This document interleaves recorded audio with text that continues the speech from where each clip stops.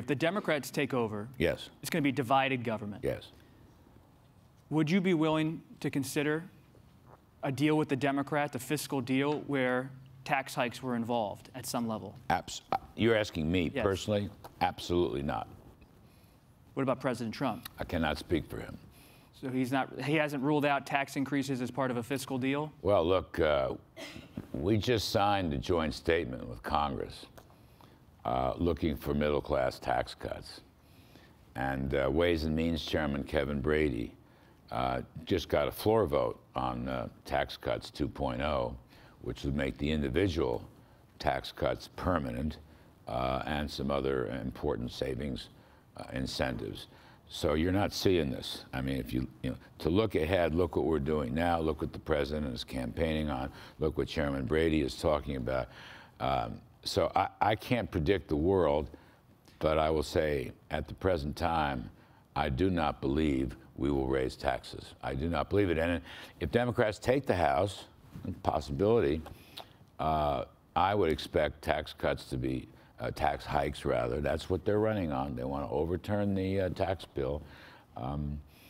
They won't get through the Senate, and if it ever did, President Trump would veto it. That's my personal view. Hasn't happened. That's my personal view. The Senate probably would stop tax hikes, and if by chance it got through the Senate, President Trump would veto tax hikes. Do you think tax hikes are necessary to address the deficit at some point? No. I think we need 10 years or so of economic growth, running about 3% per year. I also think we need to limit spending. You'll see a very tough budget coming from the administration in a couple months. Again, Mr. Mulvaney. Does that cut Social Security or Medicare? It will not. It will not. And I just want to correct, I try to do this to correct the record. I've been trying for months. Nobody wants to pick it up.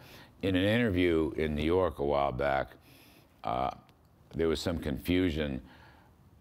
The interviewer was a very bright lady, a friend of mine. She was referring to the two big entitlements. I was referring to the remnants of Obamacare. And I said, that's where we're going to go, that's where we're going to go. And we got tangled up. But no, we have no plans to touch the large entitlements.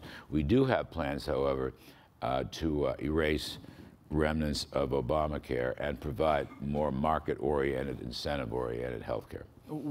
You've been in the conservative movement for decades.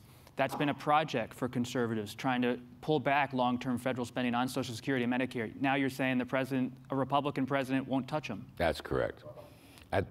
That's his view at the present time. And, you know, I think you described it aptly. Look, President Trump is a growth guy. You know, President Trump is a growth guy. And his view, which I fully, totally, 100% support, is that these tax cut and deregulation policies are working.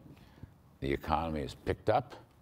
He believes that can go on. He actually tells me all the time we need to have higher growth than 3%. We'll take 3, but and that has a big impact on the budget. I mean, if the CBO is running a baseline of 2% growth or less, and we get 3% growth over 10 years, that's a roughly $3.5 trillion reduction in the deficit. Now, I'm not saying there's a lot to reduce. The president has said non-defense, non-big entitlements, but everything else will be subject to a 5% reduction across the board. It may not be even. Programs, some useful programs may rise, but most of them are not. So you'll see that be the toughest budget yet, and he's made that statement, and they're fleshing it out at OMB. So the combination of lower spending and faster economic growth through the tax cuts is our policy. It's a policy that's working, and I think certainly as a share of GDP, the budget deficit will be coming down each and every year. It clocked in at, what, 3.8 or 3.9% of GDP. Actually came in $100 billion less than CBO thought.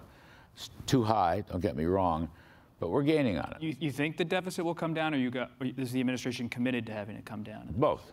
Both. I think it will come down, because of faster economic growth. And I think the administration is committed to policies that will restrain government, in effect.